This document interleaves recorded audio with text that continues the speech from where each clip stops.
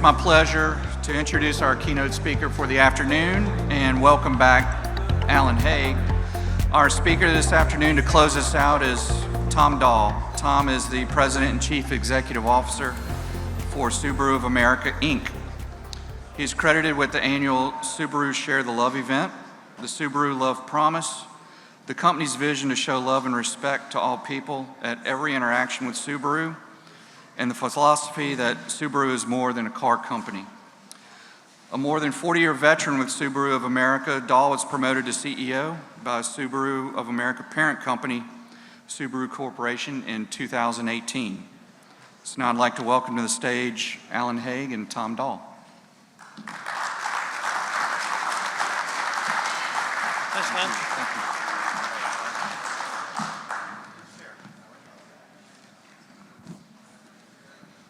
Okay, so I'm going to ask my fellow ATA attendees to please come and listen to Tom.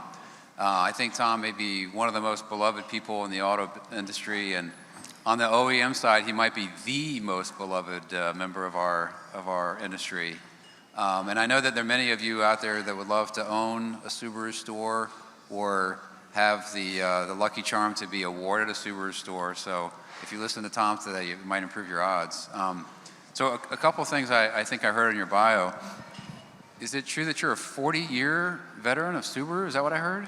That is correct. Yeah, by the way, thank you, Alan, for that introduction. And I don't consider myself beloved because I'm going to go into our franchise meeting here in a couple of days, and I know the types of questions I'm going to be asked, but we like to consider ourselves in the living room, right? So whenever we have issues or problems, we have to get them discussed and get them out on the table, and that's kind of how we like to run our business and how we like to operate. And yeah, I've been around 40 years at Subaru.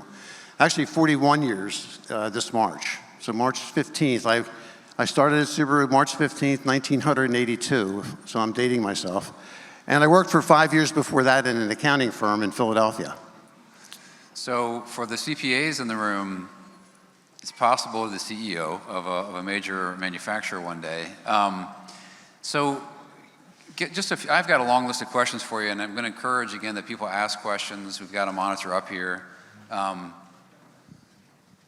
Consumers seem to be done with the pandemic, right? I was on a plane yesterday. No one wore a mask, but the production issues continue to linger.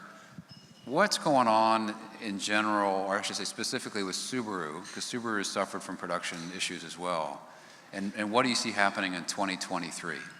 Yeah, really good question.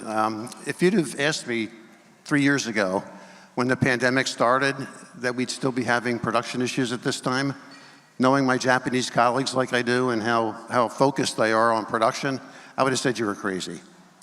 I would never have thought that we would continue to have the production issues and the chip issues and wiring harness issues and other types of issues that come up. I heard one of the speakers earlier talk about being whack-a-mole, and that's kind of how we describe it inside the company, because every time we think we're making some progress, we have some other issue that kind of crops up.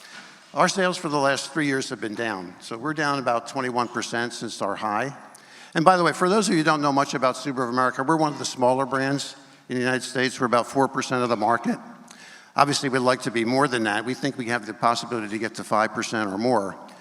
But, you know, this year coming up, we're expecting, we hope we can get to 600,000 sales is our target for this year.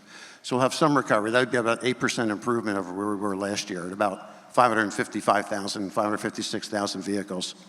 But yeah, if it's not one thing or it's another, you know, it just keeps rearing its ugly head and causing problems not just for us, but for our retailers and our customers, because your comment earlier about pent-up demand, there's significant pent-up demand out there for Subaru that we're seeing. Gotcha. I'm not sure I heard a specific forecast. Maybe that's just hard to know how you're going to produce because there continue to be these whack-a-mole issues that pop up. But are you expecting higher production in 23 than 22 as far as what you know sitting here in late January? For Subaru or for the industry? For Subaru. For Subaru, we expect a small recovery. You know, we expect a little bit better than what we did last year. Okay. And in terms of the market today, vehicle pricing, interest rates, inflation, what's your perspective on what that's going to do to consumer demand? For us anyway, consumer demand is still very strong. We're still getting record amounts of lead traffic.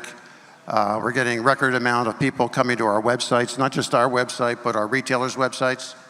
So we really haven't seen any decline in our demand levels at this point. Now, maybe some what we call form leads that people submit to us, they're probably down a little bit because inventory levels are down at the retailers. So why submit a form lead and have someone contact you when you don't have any inventory to sell them? So that's down a little bit, but all the other measures are awareness of image, awareness, excellent opinion. People that are shopping the brand on the internet and so forth is still extremely strong for our brand. In fact, I would think that if we didn't have the pandemic, by this year, we probably would have gotten to 800,000 sales.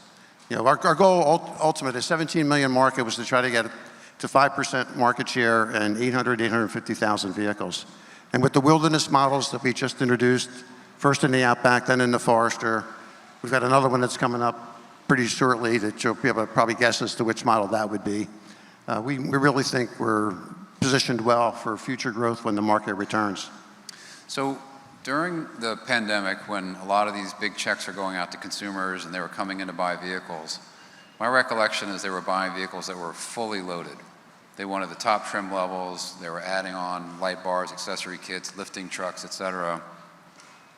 Now that we've got this significant increase in vehicle pricing and sticker shock when customers are coming in, do you plan products that are going to go down market, or do you say if I only have a certain number to sell, I'm just going to sell the most expensive trim levels?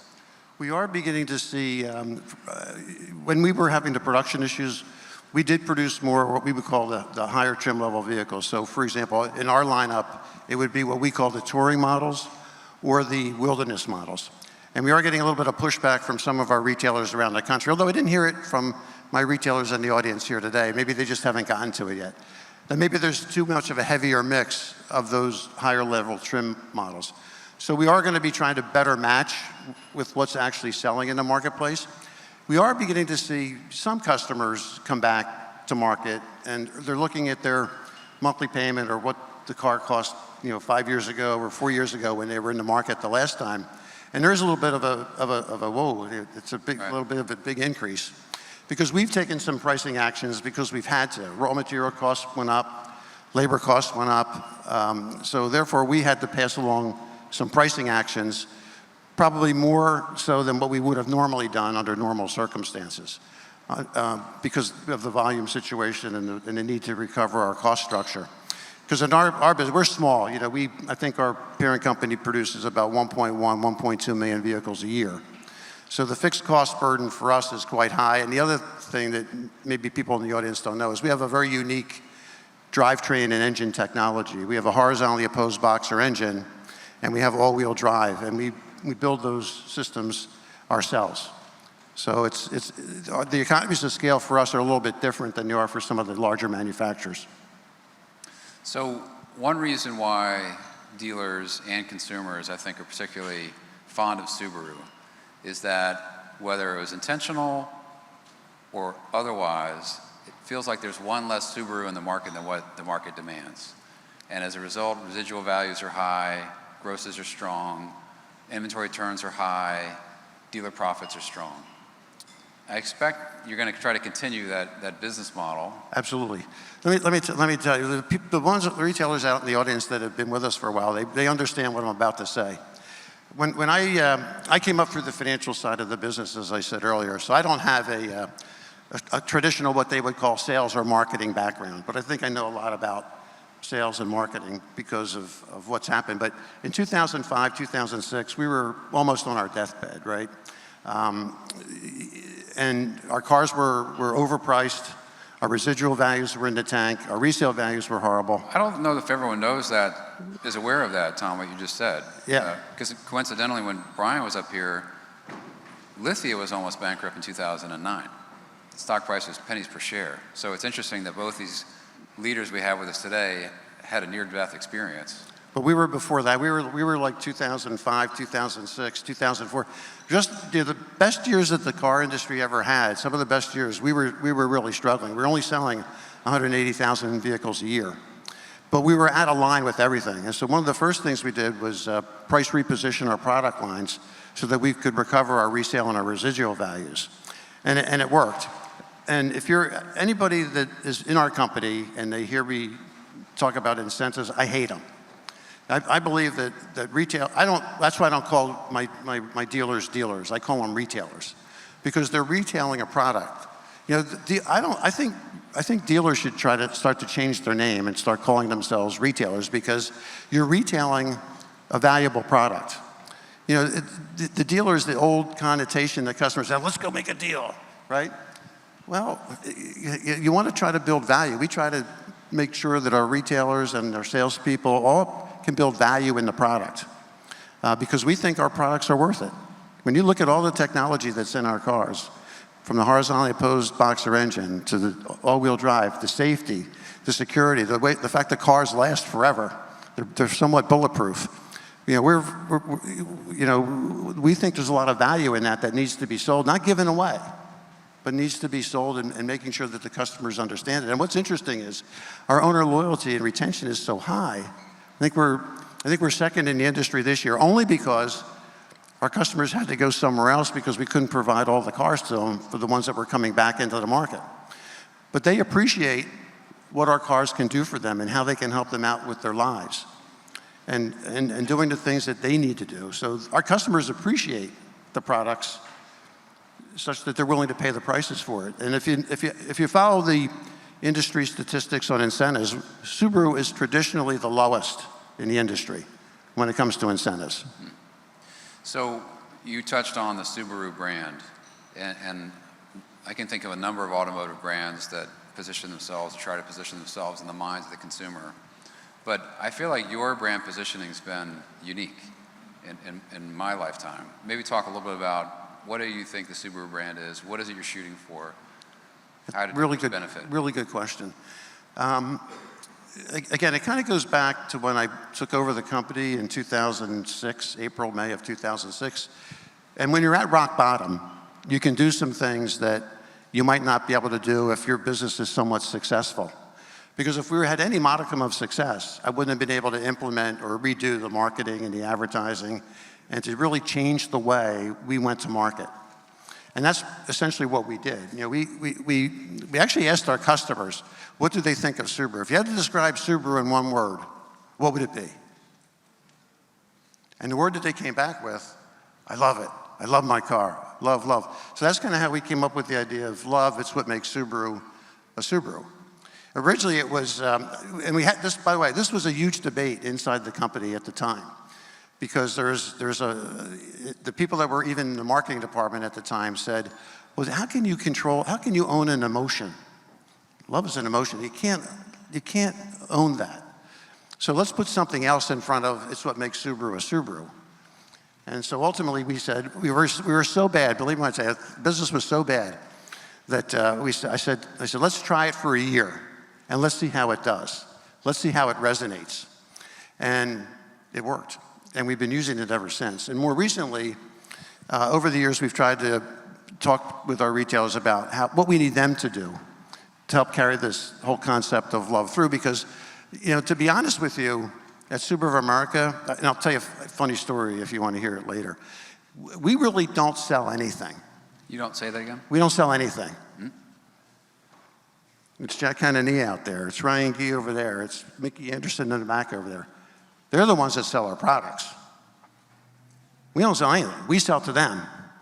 And when you look at your business from that perspective, I think our job is to make sure that they're successful when they sell Subaru products, that they have a good return on their investment. And and the way I look at it also is if they're making money, they're not my enemies, right? I mean, they're really business partners. If they're making the money that they should and getting the return on investment, they'll do anything I ask them to do. If I ask them to build a facility, they'll build it for me. Or if I ask them to pave the parking lot, they'll do it. Or if I ask them to expand their service capacity, they'll do it for me.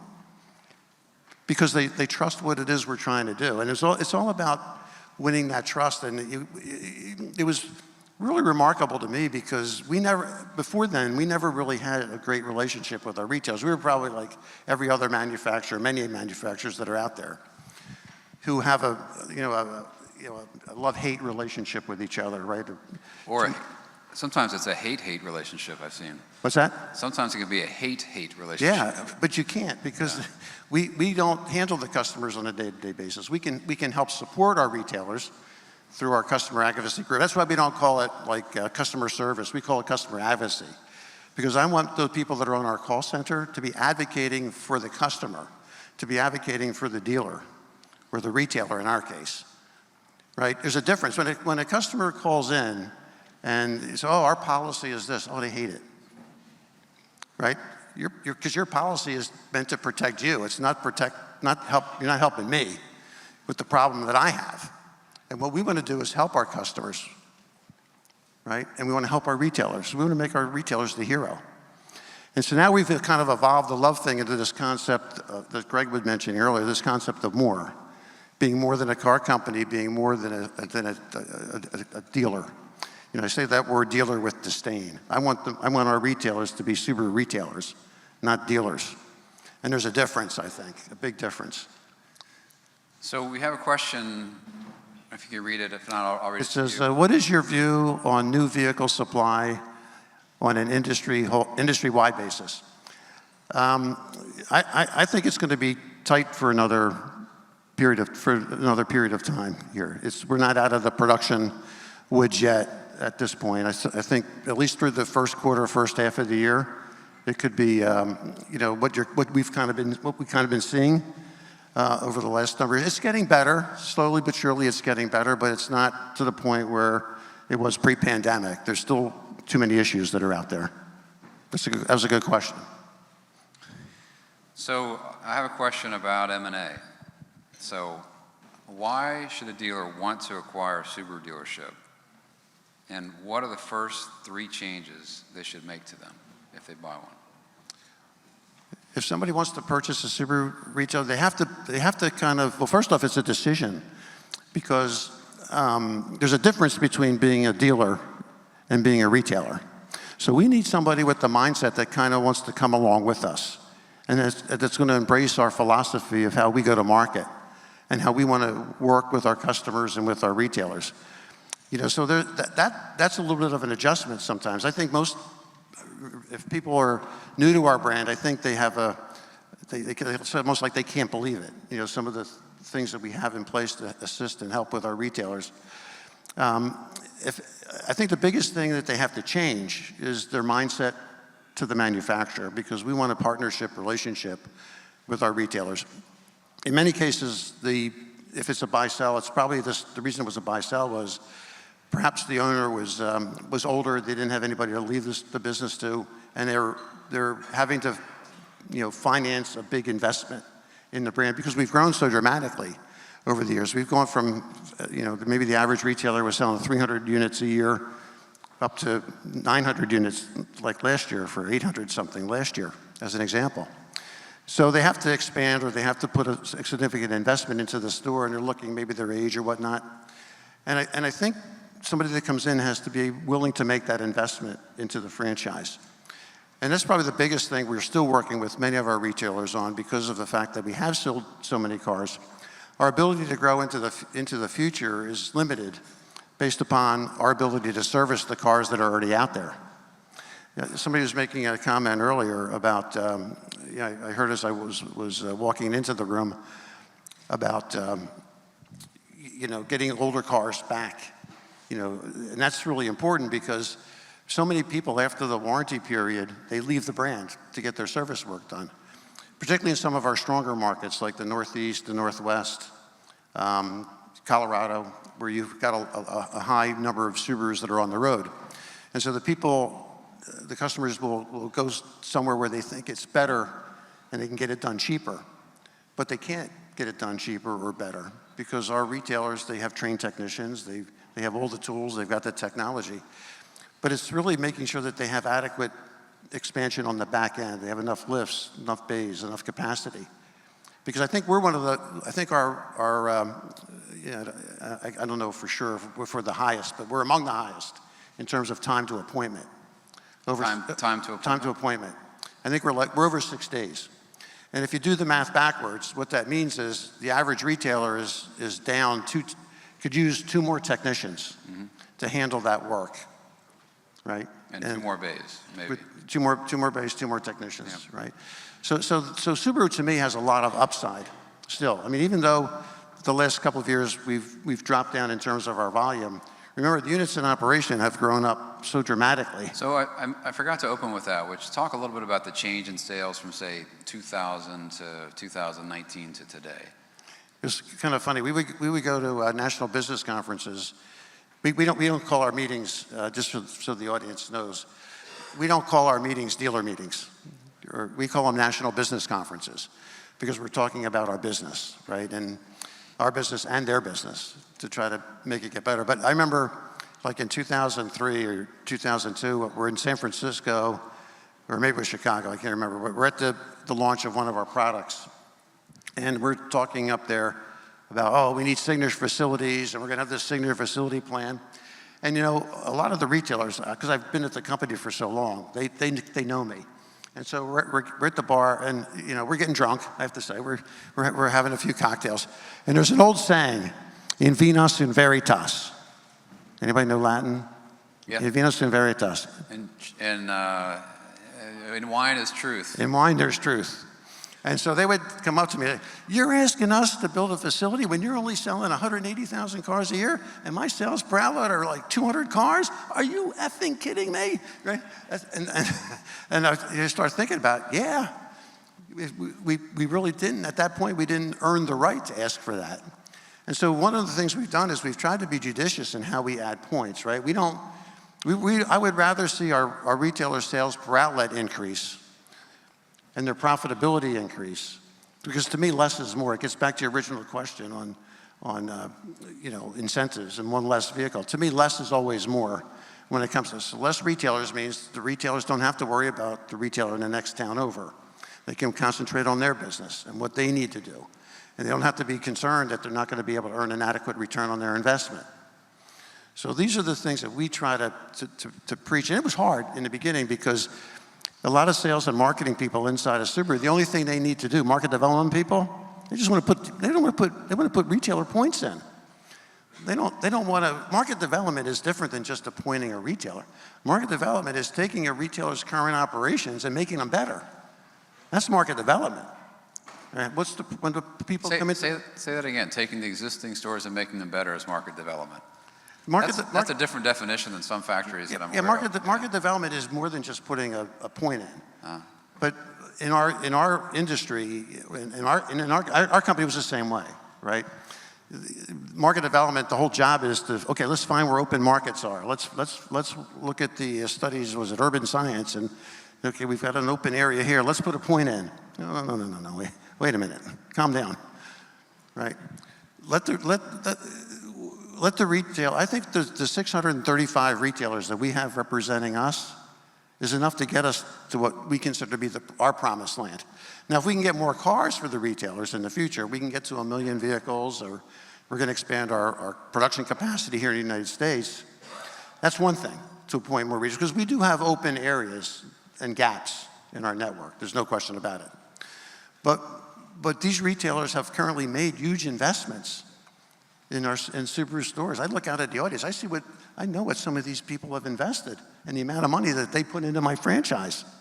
I owe them. It's my responsibility to make sure that they have a good return on that investment.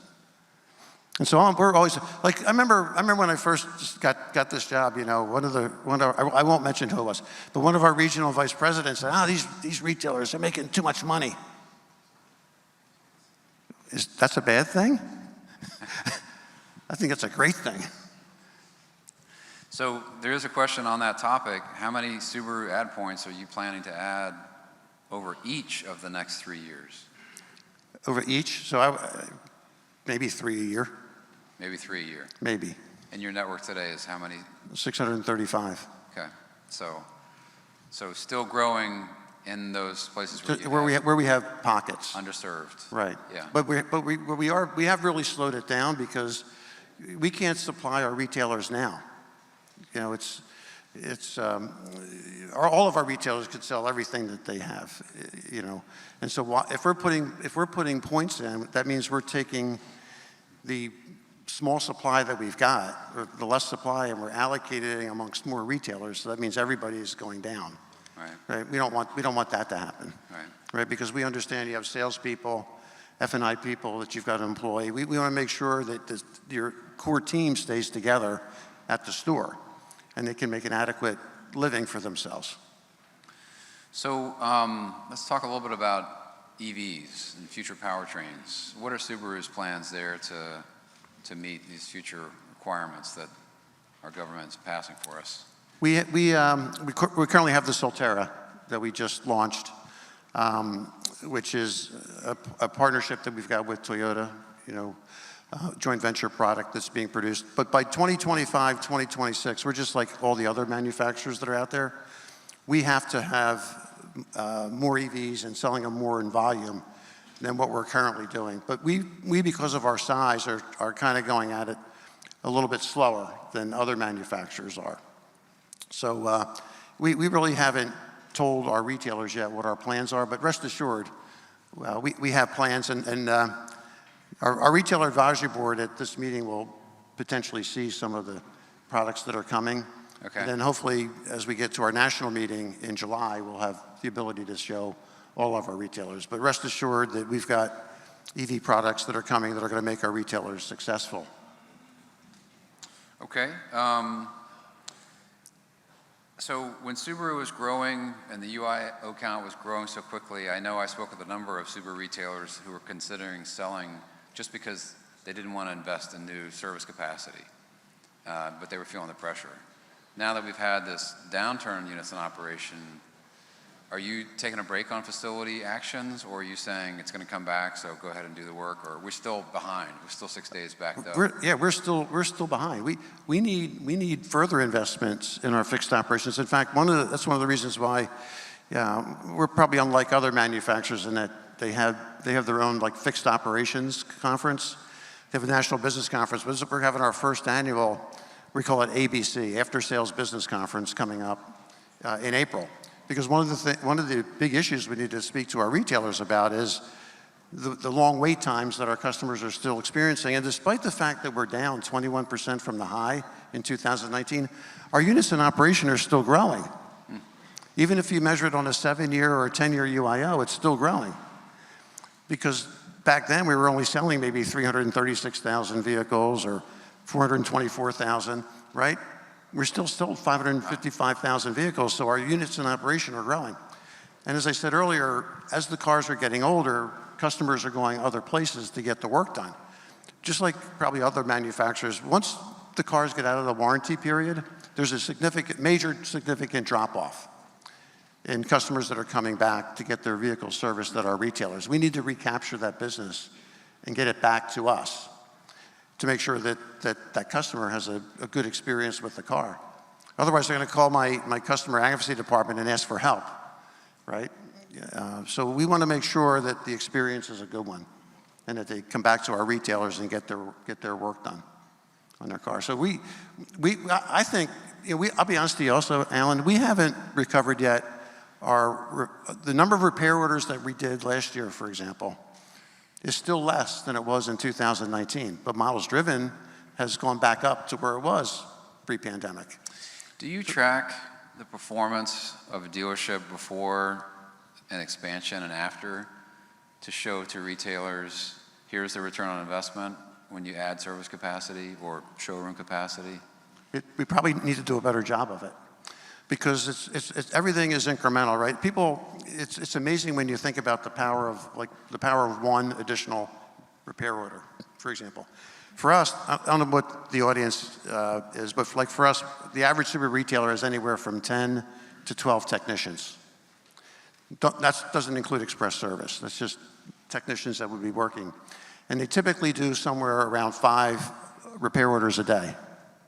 So if you do the 5 repair orders a day, 10 technicians, 50 a day, whatever hours they work, and you do the math and you multiply it out. If you're able to do one more repair order per day, it's like 3.4 million repair orders for a year, right? The average repair order is $400. So you're looking at, what's that, 400 million, over $400 million of additional revenue back to the retailer, and retailers' margins between parts and service is what, 50% on that at least? Yeah. So the average retailer could make easily another $200,000 just by getting back to where it was in 2019, the same number of repair orders. But I think the reason they haven't, or it hasn't been as focused by the retailers, is because the last few years, new car profit, where they typically might break even or make a small profit, right? Now they're making huge profits there. Used car business was good. Right. F&I was good. They didn't have to focus on the back end of the business like they had before. But there's major opportunity there. And if you factor in, we think the average retailer is short about 2 technicians, given our 6-day wait period. So they have an average of 10, did you say? I'm sorry?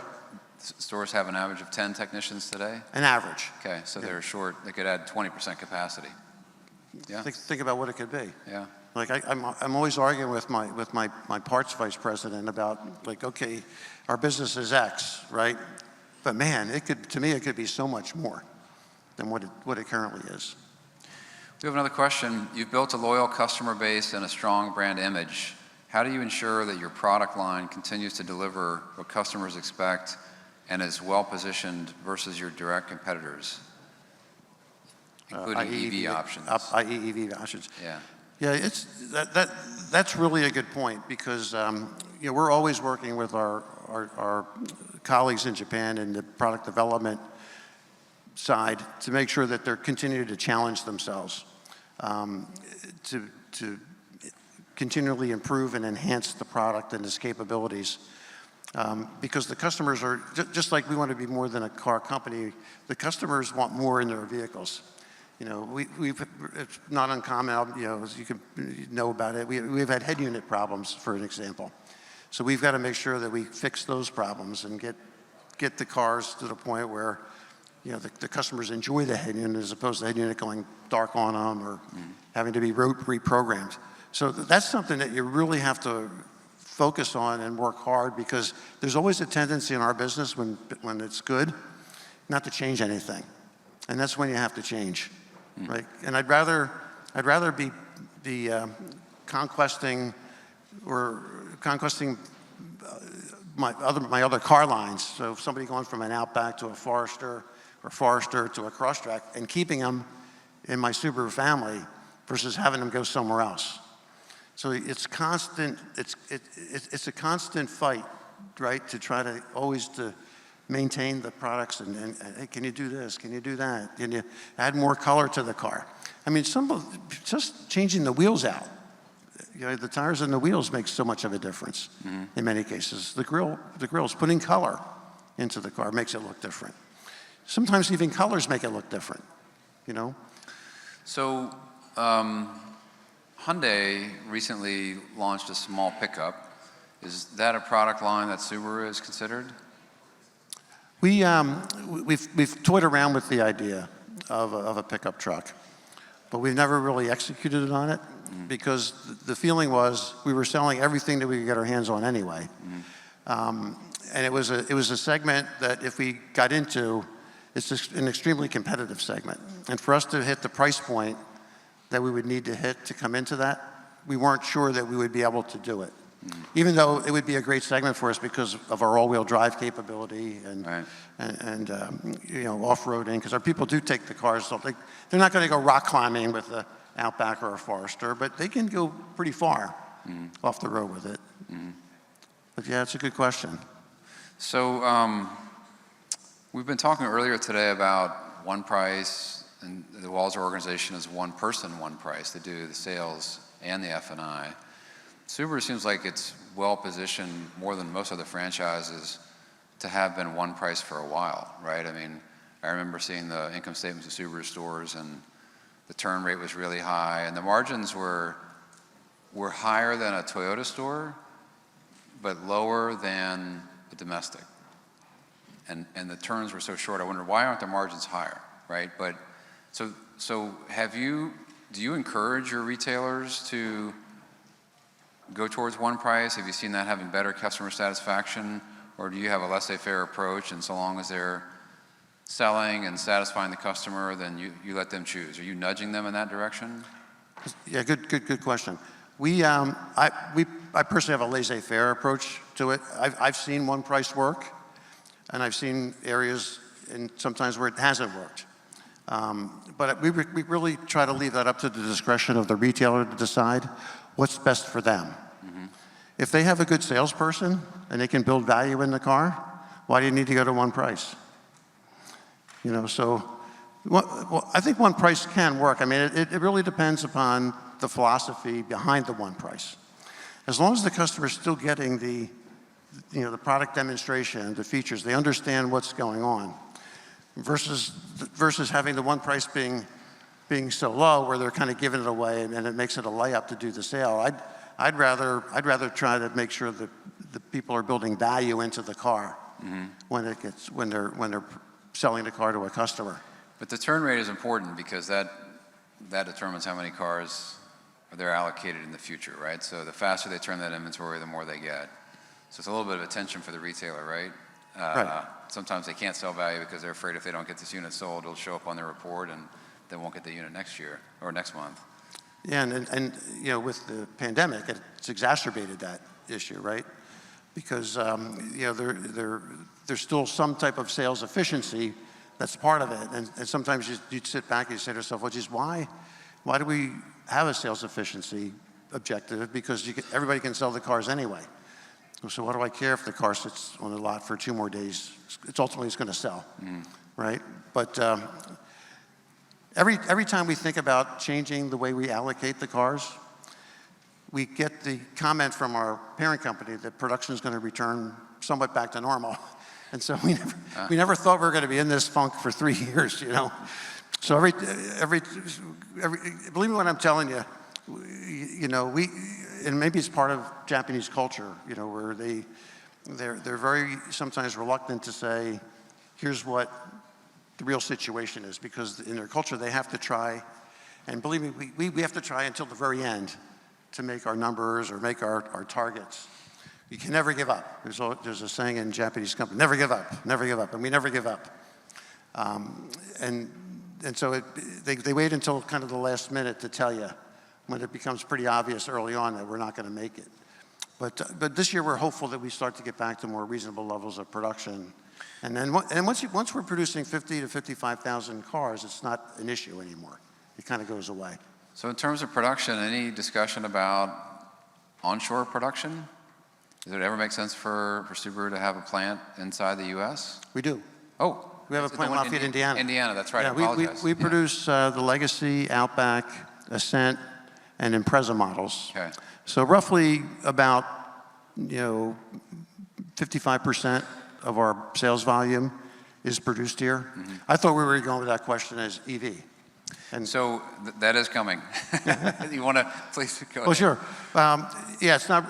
We haven't made any official announcements, but obviously, given the market and the importance of the U.S. market, it's certainly going to be considered for us to be producing EV vehicles in the United States. Right, right. Yeah, we have a huge factory complex in Lafayette, Indiana. If you ever go to Purdue University and you're driving up 65, you can't miss our factory. So we've had a number of franchises, different franchises, selling for record prices over the last year. Are you seeing the same with Subaru stores that are being acquired? What's that? What do you mean? In terms of record high levels of blue sky. Oh yeah, I think it's great. You know, I think it's fantastic that we built the brand so strong that our retailers that are selling are receiving record values for their stores. I think it's tremendous.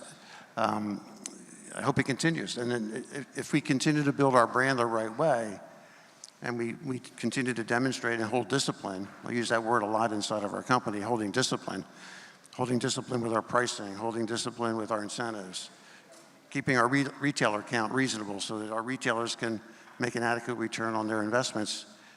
Hopefully that continues that trend.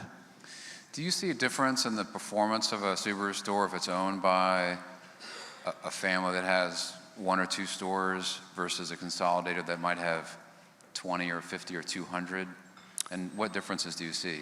That's a really good question. I would say my preference is I don't mind the consolidators as long as they understand and respect the value of our brand, and they embrace the types of things that we embrace. But sometimes some of the consolidators have their own way that they want to come to market, so their own philosophy of selling, their own philosophy of the types of products that they want to sell, how they want to sell them, the types of people that they get in, and sometimes it doesn't fit with our philosophy of our brand. And that's what I fear the most about some of the consolidators. Not all of them. Some of them we have good relationships. One of them spoke earlier at the event that we have a great relationship with, who understands Sid DeBauer, or Brian DeBauer. I know Sid for years. They understand what our brand is all about because they started in Oregon, and they had a Subaru store, and they understand what our brand is about. So, but usually the family members, if it's a family complex, now it doesn't mean the family members are small. We have some large retailers that have many other franchises, and they have Subaru, but it's family owned, and they respect Subaru, and they respect how we're trying to go to market and our brand positioning and what we're trying to do in the marketplace. Because it is a little bit different, some of the things that we do and how we go to market with our Love Promise activations, where we like our retailers to participate in each of those when we have them. And for those of you who aren't familiar with that, we have Subaru Loves the Earth in April, we have Subaru Loves to Help in June, Subaru Loves Learning in August, Subaru Loves Pets in October, and Subaru Share the Love at the end of the year. And we want our retailers to participate in as many of those as possible. We have a lot of our retailers participating in all of them, but we at least like to have them participate in 3 out of the 5 or 4 out of the 5. Okay, so the sessions we had earlier today, there was some discussion about larger groups using technology to begin to attract customers that are shopping more and more on their phones versus going to the dealerships. And does that begin to take share away from smaller dealers that don't have as much money to have a big website, attract the customers there, they have fewer offerings? Are you seeing any of that show up in the numbers of your dealerships, the sales performance? Are you seeing, for instance, if Lithia were to buy a Subaru dealership, are you seeing that store enhance performance because they fit under a larger corporate umbrella? Or are you seeing the mom and pop retailers being able to hold their own just fine today? Yeah, they can hold their own. Yeah, we're not seeing any major shift or difference. So, but I would, one of the things where I thought you were going with that question was what do I think about like selling online, or having like an online presence, and my own personal view when it comes to something like that is, and I don't know what would happen in the future, but my own personal view is that I really do want people to come into our stores and experience. They can do maybe a portion of the deal online, but I really want them coming in to experience the car. I want them to come in. I want them to sit in the car. I want them to smell it. I want them to drive it. I want them to fall in love with it. And I think people have been buying expensive things for hundreds and thousands of years. And when they buy expensive things, they want to see it. They want to touch it. They want to see themselves in it. And do I fit and do I belong? And so that's why I think it's very important. That's the job of the retailer, to kind of create that when those customers come in. Now, there's always going to be a subset of people that want that, right? They want to do the whole thing online. But I tell my sales and marketing people that if ever it becomes more than 5% of our business, we're in trouble.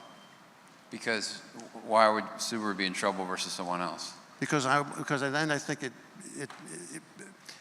could potentially get larger than that, and I want the people to come in to this, as I said, I want them to come in and experience, and I want them to have the relationship with the retailer. And because our business is all about relationships, right? That's what we're all about, right? That's what we try to teach. That's what the whole purpose of our living room is, right? When you have For those of you who have children, right? You know, the kids do something wrong. Yet that's the place where you always have the discussion.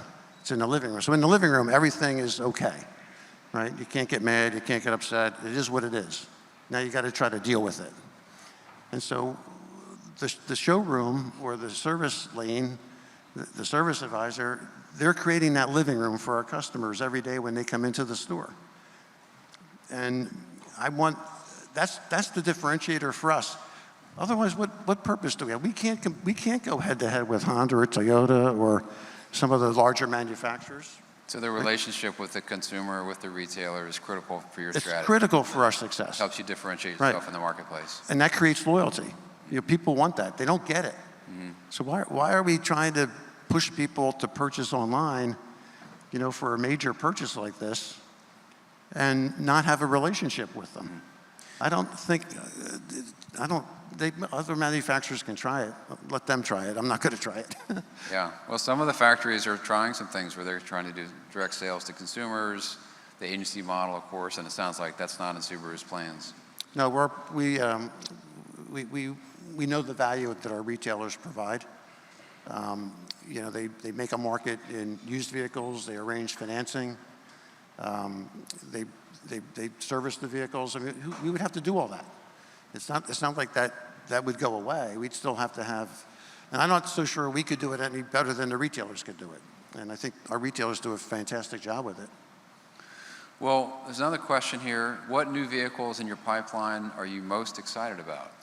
Right now, I'm most excited about the wilderness models that we introduced in the Outback and the Forester lineup. Last year, we launched a new Ascent. So it's got a new facelift to it, you know, a new grille and so forth. And the internals of the car, the head unit in particular, has been revised and is much better. So I'm excited about that because I think the Ascent, when we brought it out in 2019, was a great car. And if you remember, Consumer Reports had it ranked number 2. I think Highlander was number 1 and Ascent was number 2. But because of some issues that it had with CVT and some other problems with squeaky brakes, the car quickly came off of their recommended list. Now we're back on the recommended list, and we're moving up in their quality ranking. So I'm really excited about the potential for Ascent, because that gets us into the family segment, you know, young people with families, which is very important for our brand going forward, so they can experience what it's like to drive a Subaru. And like, I don't know if people have driven our products or whatever, but I really do think if you drive our products, you'll definitely feel the difference in how our cars drive and how they handle, not just in inclement weather or snow or rain, but even just normal driving because of the all-wheel drive capability in the vehicle and how the car handles. And if you do get into an accident, you know, the people that are part of like the rescue workers, they call them walk-away cars, because people walk away, they're in these vicious accidents, and they just walk away from the car. So it's great to work for a company that has such high engineering standards. And so I'm excited about our future. Yeah. So talk about 3 things that maybe keep you up at night, and then 3 things that get you excited in the morning. We talked about that with Brian DeBoer earlier. 3 things that keep me up at night? Yeah. Well, you know, the first one is this transition to electric vehicles. Because sometimes I wonder if the country is really ready for it. It's basically being pushed, right, by government. And when you think about the infrastructure that's going to be required, the upgrades to the grids that's going to be necessary, you know, how people use their vehicles today. You know, are we kind of rushing it? You know, particularly with some of the requirements that are going to be necessary. Now, that doesn't mean you get to 25 or 26 and governmental people begin to realize or understand that maybe they pushed a little bit too far and they relaxed a little bit. That could happen. But it's really being pushed to the point where, you know, it's almost, there's no return. You know, manufacturers have to make these investments, and we have to make them over a very short period of time. The second thing that kind of keeps me up at night is, where do you produce the car? Because the incentives to produce the car are so great to produce in the United States. And so will people be able to afford the prices that are going to be necessary if they're built here, right? Because the cost of manufacturing is higher here. You know, particularly if some of the components, everybody used to ask all the time, what was your China policy, right? To put things in China. Well, now they're saying, what's your policy to get out of China, you know, for some of the stuff. So if it comes out of China, it's likely going to go into a country that's a higher cost of production. Right. And so will people be able to afford those cars in the future? You know, so do you have like is the new car market permanently lower? You know, and the used car market is permanently higher. You know, that creates demand for used cars in the future. Right. All this stuff is going to sort itself out over the next couple Which of years. would be ironic that you push for higher fuel standards, and that would cause older or less fuel-efficient vehicles to stay on the road longer. Exactly. Yeah. Versus it happening on its own, right, and organically. And you know, the other thing is that, like, I think we were more proponents of hybrid, you know, combination of battery and internal combustion engine vehicles, you know, in order to improve fuel economy on vehicles. But that's actually been taken away, so we don't have that ability now, so we've got to go directly to EVs, you know. So I got a message on my phone earlier this morning that Akio Toyota was stepping down from running Toyota.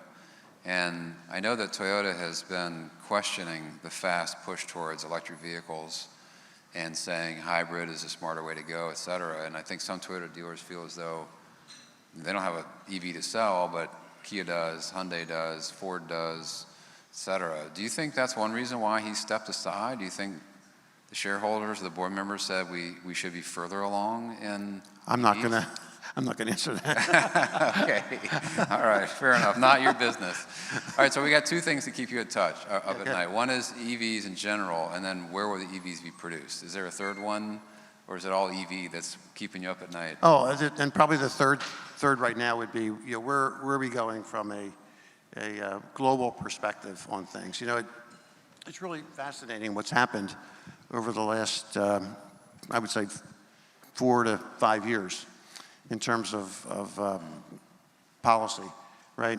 It started probably under the last year or two of Obama. It accelerated under Trump, and it's really accelerated under Biden. And that is the pullback from China, you know, and them not being part of the world order, if you will. When that was kind of what was sold to everybody, right? You know, get Russia, get China into the world economy, incorporate them in, and everybody will be happy. You know, we'll have low costs, we'll have low cost energy, we'll have low cost goods that we'll be able to sell, and everything's going to be happy. But something happened, COVID happened along the way, and everybody began then to realize that perhaps too much has gone. And so I worry about these economic wars leading to real wars. Yeah. Right, and when you look at what happened in the Ukraine, you could essentially predict what was going to happen. You know, you know, there was Nord Stream 1 before there was Nord Stream 2, and slowly but surely the Europeans, the Germans, and the Northern European countries were getting more and more of their energy from Russia. So once Nord Stream 2 got in there, what did Putin do? Oh, He invaded. He invaded, because he's got them over a barrel. They have to get their energy from him. And so That's a good pun, by the way. What's that? That's a good pun, by the way. Yeah. Having them over the barrel. Yeah. Sorry, it's late in the day.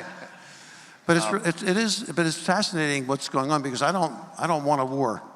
I don't want a major nuclear war or somebody, you know, doing something stupid. You know what I mean? I fear that. You know, that somebody, they get pushed into an economic corner. You know, China's got, what, 1.2, 1.3 billion people over there that they've got to provide for. And they've got hundreds of thousands of people every month coming in from the hinterlands into the big coastal cities looking for work. And if they don't have the work, what happens? Is there a revolution? Okay, so to divert from the revolution, the Chinese Communist Party, let's go, the Americans are the bad guys, and we're going to invade Taiwan to get you know, internal support. So that bothers me. Well, those are big things to keep you awake at night. We have another question here. Would Subaru ever be interested in developing a competitor to a Jeep Wrangler maybe a Wilderness Plus model? That comes up all the time. You know, why don't we produce a Wrangler type vehicle? Yeah, that's a real possibility. Because we could do it, right? And it's something that we've kind of toyed with before. The Wilderness models are kind of a step towards that. Mm-hmm. Okay. What's this one? You built, I think it says, you build a loyal customer base and strong image. How do you ensure your product line continues to deliver what customers expect and is well positioned versus your direct competitors? Oh, that we answered that one. We talked about it, Okay. yeah. So how about 3 things that make you happy or get you excited when you wake up in the morning and you're driving to work? I think it's kind of the challenge of this industry. Every day there's something different that comes up that forces you to think a little bit differently about things. And that's only going to continue to exacerbate itself over these next couple of years.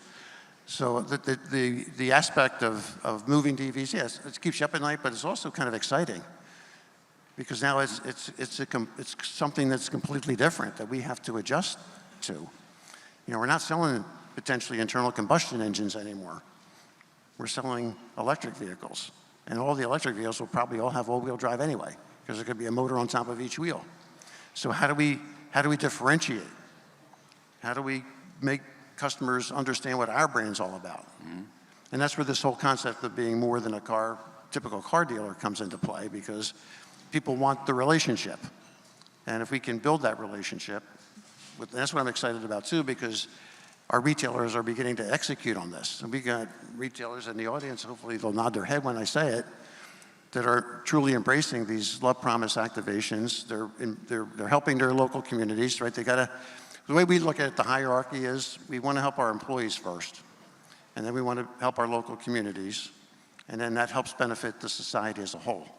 And so that's kind of what we're all about. And this year, under our Share the Love program, even though our volume is down again, it was the second most money we ever raised. And our retailers are contributing their hard-earned profits into the monies that are going back to these local and national charities. So we just have a couple minutes, but I did want to highlight a couple of things that I knew but were reinforced today. One is the engineering of your cars is differentiated from your competitors, even though you're among the smallest of the Japanese manufacturers. And you complemented that with a brand that further differentiates that product and creates an emotional tie to a piece of metal.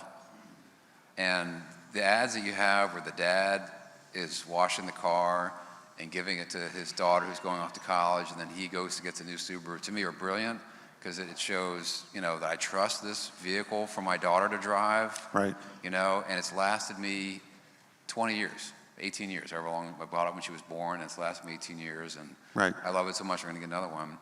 But I think something that the people in this room who, raise your hand if you have a Subaru franchise in your company. Oh, a number of people. So I'm seeing maybe 20 hands raised. Yeah, that's good. There are roughly 30 or 40 major automotive brands that are sold in the US. And I know that Subaru is number 1 or number 2 ranked amongst the retailers. And a lot of people don't own a Subaru brand, or a Subaru franchise, because you have fewer stores than your competitors. To rank that high means that the people who do have a Subaru franchise have to be ranking at number 1. So I think that everybody in this room, you know, we support dealers, and the belief that you have, which is, you know, we're selling to the retailer. We want them to be successful. Right. We want them to get a good return on investment in facilities. We want them to get a great price when they exit. I mean, that is exactly the kind of partnership that I think people in this room wish that every factory would adopt. So we're right down to the end of our time here. Tom, will you be able to stay and have a cocktail? Oh, with us absolutely, afterwards? yeah. Okay, we'll find out about that Jeep Wrangler. I'm a good drinker. Everyone please give Tom a big round of applause and thank you. Thank you, everybody.